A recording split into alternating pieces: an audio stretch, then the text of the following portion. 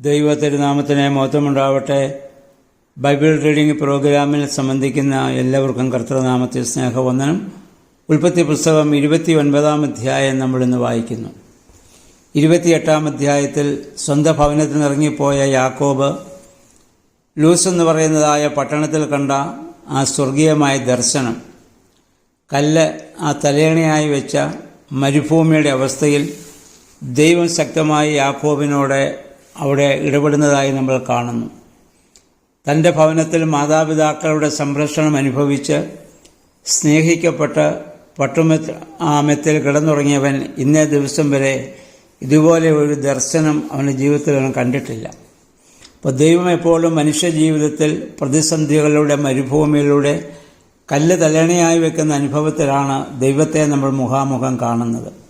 ഇവിടെ യാക്കോബിൻ്റെ ജീവിതത്തിലും ആ വലിയ പ്രതിസന്ധി ഘട്ടങ്ങളിലാണ് സ്വർഗത്തോളം എത്തുന്ന കോവണിയായി ദൈവത്തെ കാണുവാൻ യാക്കോബിന് സാധിക്കുന്നത്. ആ സ്ഥലത്തിന് അവൻ ബഥേൽ ദൈവഭവനമെന്ന് പേരിട്ട് അവൻ അവിടെ നിന്ന് ശപഥം ചെയ്ത് ഞാൻ മടങ്ങി വരുമെങ്കിൽ ഇവിടെ ദേവാലയം പണിയുമെന്ന് പറഞ്ഞ് അവൻ അവിടെ നിന്ന് ഹാരാനിലേക്ക് പോകുന്നു.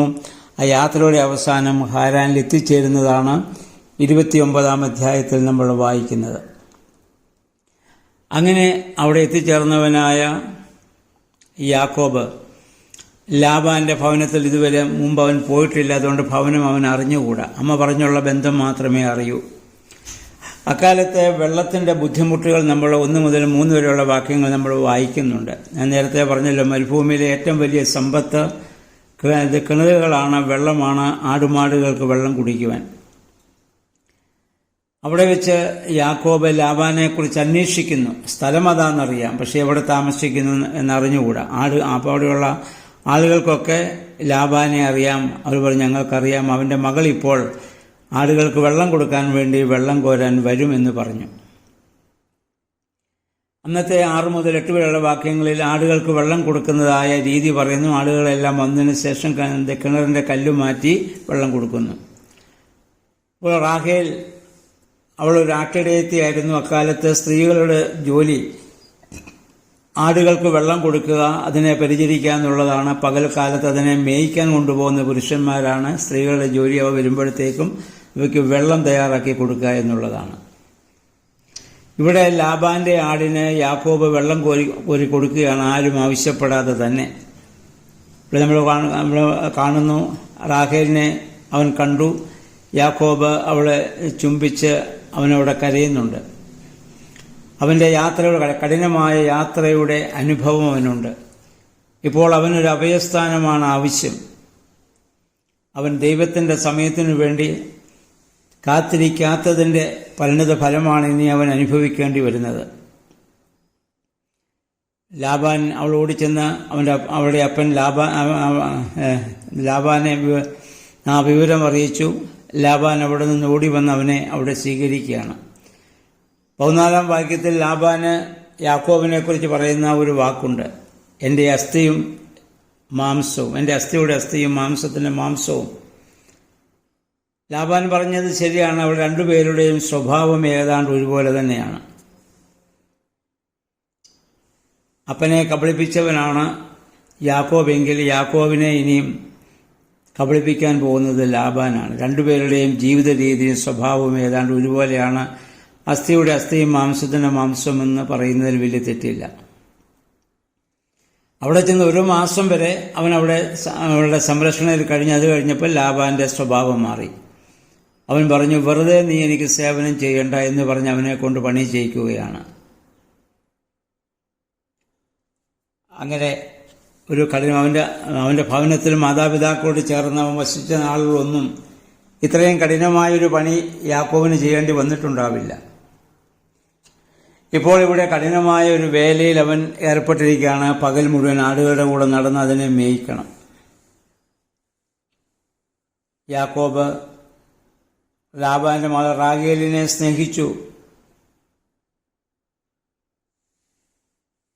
ഇവിടെ ലാബാൻ യാക്കോബിനെ ശരിക്കും ഇവിടെ മുതലെടുക്കുകയാണ്. ആ റാഹേലിനു വേണ്ടി അവൻ 7 വർഷം ഞാൻ നിനക്ക് വേല ചെയ്തു തരാമെന്ന് പറഞ്ഞു. അപ്രകാരം അവൻ ചെയ്തു. നമ്മൾ വായിക്കുന്നത് യാക്കോബ് 7 വർഷം പോയത് അറിഞ്ഞില്ല എന്നാണ്. കാരണം താൻ സ്നേഹിക്കുന്ന, താൻ വിവാഹം കഴിക്കാൻ പോകുന്ന പെൺകുട്ടിയെക്കുറിച്ചുള്ള അവൻ്റെ ആഗ്രഹം, അവൻ്റെ സമയം വളരെ ചുരുങ്ങിയതായി അവന് തോന്നിയെന്നാണ്.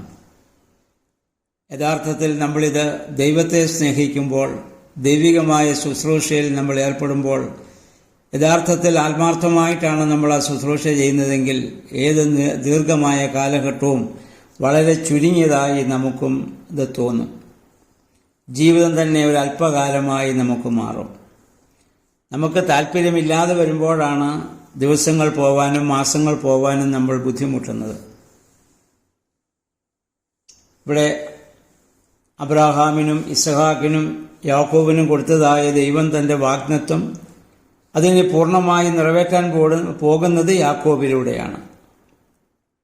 അതിന് യാക്കോബിനൊരു ഒരുക്കം ആവശ്യമാണ്.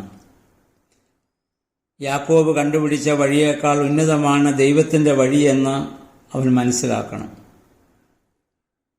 ഇപ്പോൾ അവൻ ദൈവത്തെ കണ്ടിട്ട് വരുന്നവനാണ്. അവന്റെ ശബ്ദം അവൻ കേട്ടവനാണ്. നമ്മൾ മനസ്സിലാക്കുക, ദൈവത്തിന് ആവശ്യം നമ്മുടെ വകകളെയല്ല, നമ്മളെ തന്നെയാണ്. അതിനുശേഷം 7 വർഷം കഴിഞ്ഞപ്പോൾ യാക്കോബ് ആവശ്യപ്പെട്ടു, ഞാൻ നിന്നോട് പറഞ്ഞ കാലാവധി ഇപ്പം പൂർണ്ണമായിരിക്കുന്നു, നിന്റെ മകൾ റാഹേലിനെ എനിക്ക് വിവാഹം കഴിച്ചു തരിക. പക്ഷെ റാഹേലിന് പകരം ലേയെ യാക്കോബിന് വിവാഹം ചെയ്ത് നൽകി.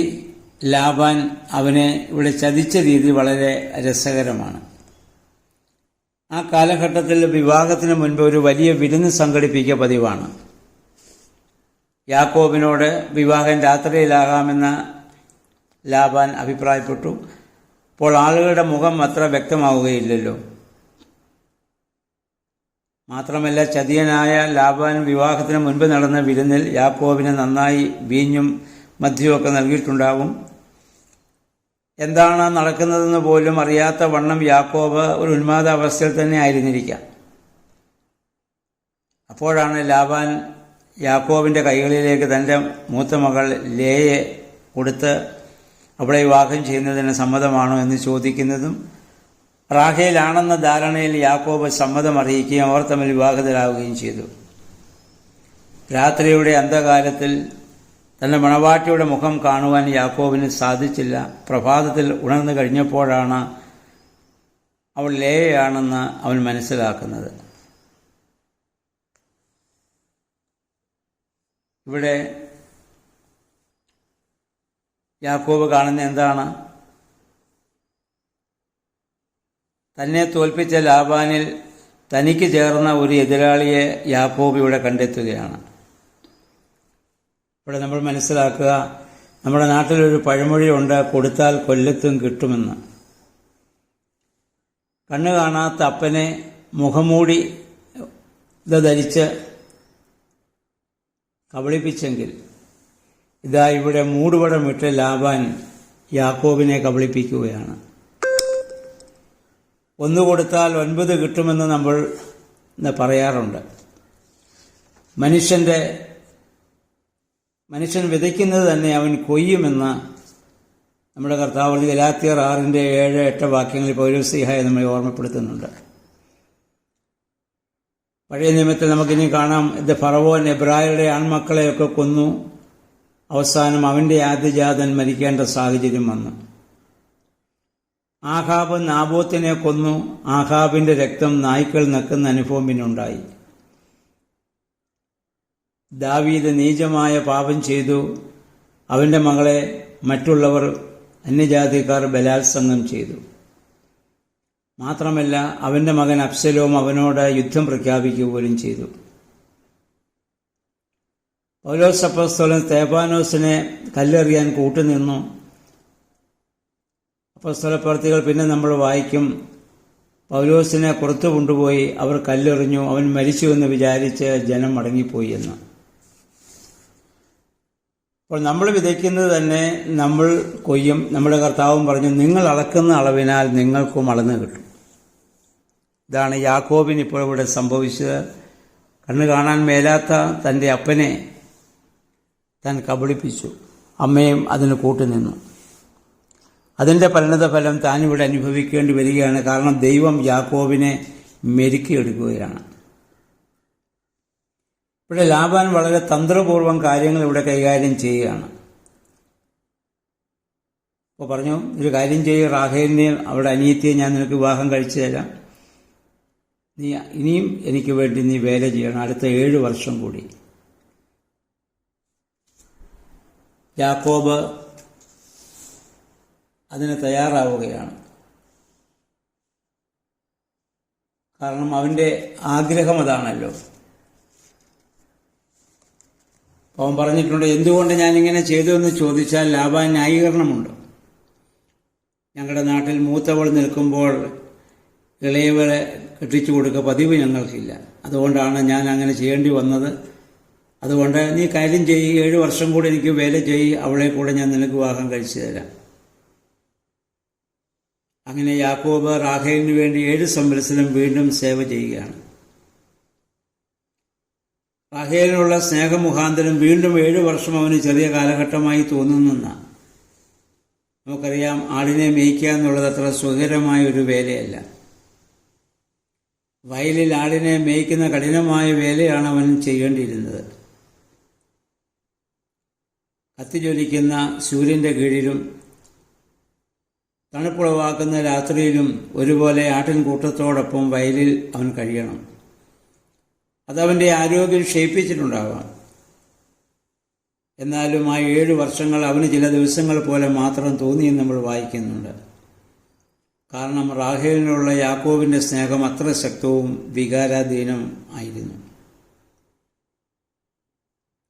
നമ്മൾ ചിന്തിക്കുക, യാക്കോബ് ഒരു സ്ത്രീക്ക് വേണ്ടി ഇങ്ങനെ വേല ചെയ്തുവെങ്കിൽ എന്നെ സ്നേഹിച്ച് എനിക്ക് വേണ്ടി ജീവൻ തന്ന എൻ്റെ കർത്താവിന് വേണ്ടി ഞാൻ എത്രമാത്രം ആത്മാർത്ഥമായി ഞാൻ സേവനം ചെയ്യണം.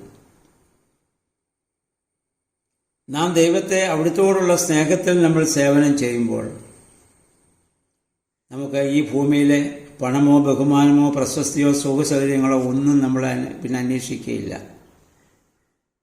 നമുക്ക് എന്തെങ്കിലും ദൈവികമായ വേല അല്ല കഠിനമുള്ളതായി തോന്നുന്നെങ്കിൽ അതിനർത്ഥം നമ്മൾ ദൈവത്തെ പൂർണ്ണമായി സ്നേഹിക്കുന്നില്ല എന്നാണ്.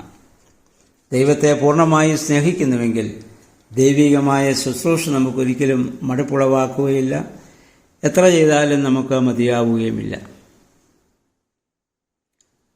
അപ്പോൾ നമ്മൾ കാണുന്ന അങ്ങനെ കരാർ മൂലം യാക്കോബിന് ഇനി ലഭിക്കുന്ന 2 ഭാര്യമാരാണ്. 2 ഭാര്യമാർ, ഒന്നിലധികം ഭാര്യമാരെ എടുക്കുക എന്നുള്ള ദൈവത്തിൻ്റെ പദ്ധതിയല്ല, അത് മനുഷ്യനുണ്ടാക്കിയതാണ്. ബഹുഭാര്യത്വം ദൈവം ഒരിക്കലും അംഗീകരിച്ചതല്ല. ബൈബിളിൽ നമ്മൾ പറയുന്ന പല കാര്യങ്ങളും, സംഭവിച്ച പല കാര്യങ്ങളും അത് ദൈവഹിതപ്രകാരമുള്ളതല്ല എല്ലാം. ദാവീദിൻ്റെ പാപം ബൈബിളിൽ വിസ്തീകരിച്ചിട്ടുണ്ട്. അത് ദൈവഹിതമല്ല, അത് പൈശാചികമായ തന്ത്രമാണ്. അതാണ് നമ്മൾ നേരിടുന്നതായ പരീക്ഷകൾ. ആദിയിൽ ദൈവം ആദമിന് 1 ഭാര്യയെ മാത്രമേ ദൈവം നൽകിയുള്ളൂ. ഏകഭാര്യത്വമാണ് ദൈവം നിശ്ചയിച്ചിട്ടുള്ളത്. പുതിയ നിയമത്തിൽ നമ്മുടെ കർത്താവ് ശക്തമായി അതിനെപ്പറ്റി ഇത് പറയുന്നുമുണ്ട്. സ്വന്തം ഭാര്യ ഉപേക്ഷിച്ച് മറ്റൊരു വിവാഹം കഴിക്കുന്നവനൊക്കെ വ്യഭിചാരം ചെയ്യുന്നുവെന്നാണ് നമ്മുടെ കർത്താവ് പറഞ്ഞിരിക്കുന്നത്. അതിനുശേഷം അവർക്ക് മക്കളുണ്ടാകുന്നു. ലേയ ദുഃഖിതയായി നമ്മൾ കാണുന്നു. കാരണം യാക്കോബിന് അവളോട് വലിയ താല്പര്യം കാണിച്ചിട്ടുണ്ടാവില്ല. എന്നാൽ അവക്കാണ് സന്താന ഭാഗ്യം ദൈവം കൊടുത്തത്. റാഹേലിന് ഇപ്പോൾ മക്കൾ ജനിക്കാത്ത സാഹചര്യവും. ഈ ലേയയുടെ ഇളയ പുത്രൻ യഹൂദയുടെ ഗോത്രത്തിൽ നിന്നാണ് ഇനി നമ്മുടെ കർത്താവിൻ്റെ ആഗമനം ഉണ്ടാകുന്നത്. ലേവി എന്ന് പറയുന്ന പുരോഹിത ഗോത്രവും ഈ ലേയയുടെ മകൻ ലേവിയിൽ നിന്നാണ് ഇനി ഉണ്ടാകുന്നത്. മൂത്തവൻ രൂപേൻ അവകാശിയാവേണ്ടതായിരുന്നു. എങ്കിൽ പാപം ചെയ്തുകൊണ്ട് ആ അവകാശം അവന് ഇത് നഷ്ടപ്പെടുന്നതായി പിന്നീട് നമ്മൾ വായിക്കും. അപ്പൻ്റെ കിടക്കയെ മലിനമാക്കിയതുകൊണ്ട്. അപ്പോൾ ഈ യാക്കോബിൻ്റെ ജീവിതത്തിൽ നമ്മൾ മനസ്സിലാക്കേണ്ടത്, നമ്മൾ ചെയ്യുന്ന പ്രവൃത്തി അതനുസരിച്ച് ദൈവം നമുക്ക് പ്രതിഫലം തരും. നന്മയാണ് ചെയ്യുന്നതെങ്കിൽ നന്മ നമുക്ക് കൊയ്യാം. തിന്മയാണ് വിതയ്ക്കുന്നതെങ്കിൽ തിന്മ നമ്മൾ കൊയ്യേണ്ടി വരും. അതുകൊണ്ട് യാക്കോബിൻ്റെ ജീവിതം നമുക്കൊരു പാഠമാവട്ടെ. അതിൽ നിന്ന് നല്ല പാഠങ്ങളെ ഉൾക്കൊള്ളുവാൻ, അതനുസരിച്ച് നമ്മുടെ ജീവിതത്തെ ദൈവഹിതത്തിന് പൂർണ്ണമായി സമർപ്പിക്കുവാൻ ദൈവമേ, പരിശുദ്ധാത്മാവേ, ഞങ്ങളെ ശക്തീകരിക്കണമെന്ന് നമുക്ക് പ്രാർത്ഥിക്കാം. ദൈവം അതിന് നമ്മെ സഹായിക്കട്ടെ.